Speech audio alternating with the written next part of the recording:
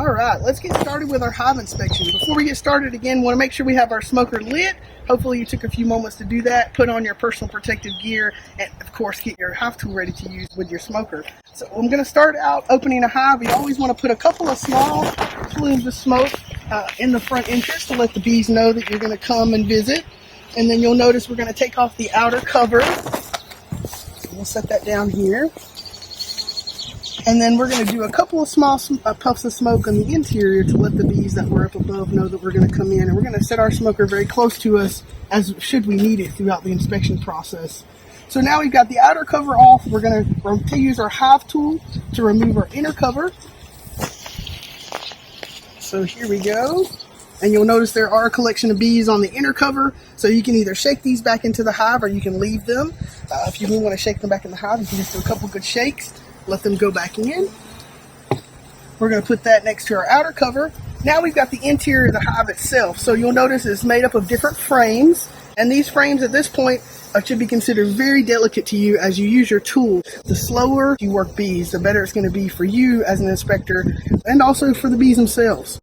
So let's get started. We always want to start with our outer frames. So typically you will either remove, this is a 10 frame Langstroth hive, so you'd either remove frame 2 or 9. So I'm just going to go through and use my hive tool to gently wedge a little space between these. And again, you'll notice bees are coming up. So if you're uncomfortable with this many bees on top of the frames and you're nervous about squishing any bees or causing damage, you can use a little bit more smoke to move them down. But typically this is a pretty good amount. And just use your hive tool there to prop up one side of the frame. And you want to be able to use one side to lift up and the other side to gently pull out a frame. So I'm going to now rotate this. It's nice on the frames because they've got these little tabs on the side, so you can use this for your finger to hold them and also to use your thumbs to rotate. So you'll notice bees don't really mind if they're moved in the process of looking at them. You do want to make sure as you pull out frames and work the bees, you keep the frames and the bees over the hive. So this is a good rule of thumb, especially if you're new to this process. You don't want to have any queens fall off on the ground or accidentally lose any queens in the process. So if you keep the frame and the bees over the hive, they can fall back into the hive if for some reason they become dislodged. So now I'm going to rotate the frame, and I notice on this frame, and I'll show you in just a second, this is actually a frame full of food, which is one reason why we usually start with these outer frames. So you'll notice there is some nectar, the liquid that is down in the cells in this frame. So we know that the bees are using this to store food that they're collecting from plants in the environment. So we've got a little bit of nectar. You may also see some colorful cells that look like different colors of a crayon box of crayons, and those are pollen cells. So the bees are visiting flowers to collect nectar and pollen. They will start capping that off to make honey for the nectar. And at this point, we don't see any capped honey cells, but we do see a lot of nectar cells. And then, of course, on this side of the frame, you can really see a lot of pollen, so the bees are really dedicated to collecting pollen. It's a great sign to see pollen in a hive because that tells you that the bees are able to go out and get the resources. They're available in the landscape, obviously in abundance, given how much is here, how much of the frame is covered, but also that they have a reason to go collect pollen, which means that they have brood or immature bees in the hive that they need to feed. So that's a good sign that tells me that this hive is probably queen right or has a queen that is functioning to lay eggs. So now that I've identified a food frame, I've looked on the frame while I was talking to you. I was scanning the frame, looking for the queen to make sure she's not on the frame. And because she's not on the frame, I feel comfortable to set this down very gently, propped up on the corner, not on the comb part, on the corner, so it's at an angle next to the hive. So that way I can work the next frame. So I'm going to lay that frame down. Now I have an opening where the frame was located, and this gives me an opportunity to move the frames around. This is what you want to have at this point to allow you to do a hive inspection. So I'm going to very gently, like I did before, use my hive tool to wedge between these two frames and go ahead and pull out the next frame, which I'm hoping will have some immature bees, and it does. This is awesome. So it contains what we call open brood or immature brood. Brood would be eggs or pupae. So basically any bee that is being produced in the hive that's not an adult bee. And you can see on this side there are larvae. You see those little white C-shaped larvae down in the cells.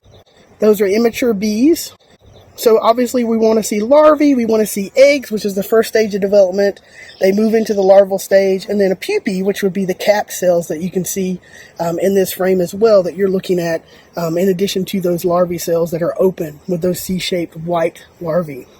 So this tells me that the queen is in the hive, that she has been here for at least a couple of weeks and she's been laying, but we want to also see eggs. So now I'm going to take a chance to look down into the other side of the frame, and I do see some very young larvae and some eggs on this side of the frame. So that tells me that we have an active queen.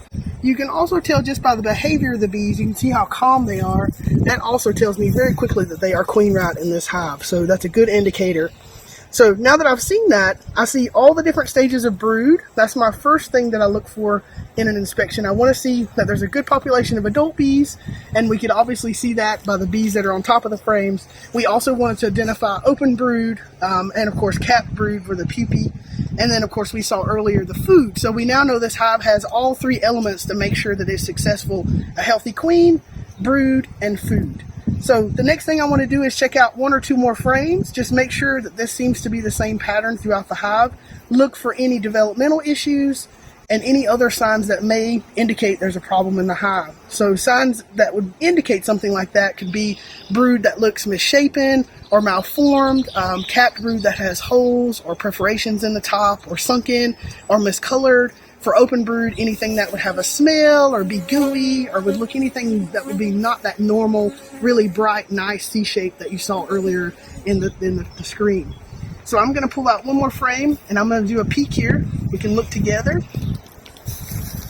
Oh wow, this is a great one. So you'll notice on this frame we've got a really nice combination of capped, which are in the center, and open brood. So this gives me a great indicator that this queen has been able to lay eggs and continue development in the hive over the last month. So that's a great visual indicator that the queen is healthy, that she's been laying.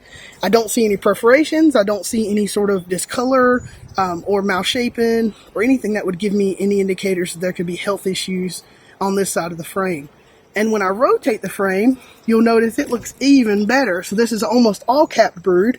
That's a really great pattern, very tight. That means that all the cells, the queen utilized every cell next to each other and continue to lay eggs, which of course have now turned into larvae.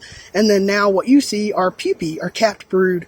So these individuals will emerge as adult bees very soon here in the development process. And the bees that you see on top of these brood are nurse bees and a combination of foragers. And some of them you can see with little pollen on their legs. They're coming back with food. So I'm going to pull out one more frame, and you'll notice as I work the frames, I slide the frame I worked over to the right, and that gives me a placeholder in knowing where I was working in the hive, as well as to know that if the queen was on in these frames, which she was not so far, that she will be continue to be united with the bees that are helping her, and also staying together with the brood. So you'll notice how slow and steady I pull out the frames. This is how you want to work the bees. No jarring, no shaky movements. And if you're nervous, if you don't feel comfortable at this point, then you want to make sure that you gently put the frames back into the hive and close the hive up and return to the hive at another point in time when you feel like you can be a little less nervous. So you never want to continue working bees, especially if you're feeling really jerky on the frames. But you'll notice there is more food on this frame, so more pollen, more bee bread, that they've taken pollen and turned it into bee bread by storing it and curing it. And then of course you'll notice some liquid cells that are nectar cells that the bees are using. So this is a great sign that they've been able to go out, get enough food in the landscape. We've got all stages of brood development. I don't see any sort of signs of a queen that would be having any health issues at all. And I notice whenever I've pulled out one frame, when I'll go to put this frame back, I can see that the next frame also has capped brood. So I'm curious, so I'll pull this frame out as well, just to double check. It's always nice when you're working a hive to really focus on frames that have brood, because if you're going to have a brood disease in honeybees, if you're going to have a disease, it's typically going to be a brood disease. So you want to focus on that when you're doing an inspection, to look for those different stages of brood and make sure that they don't have any sort of abnormalities that would cause you to suspect any sort of disease. So this actually looks like a really nice queen. It's got a great pattern, good amount of development. It looks to be in really great shape, and a great way for you to see and learn what would be considered quote-unquote normal in a honeybee hive.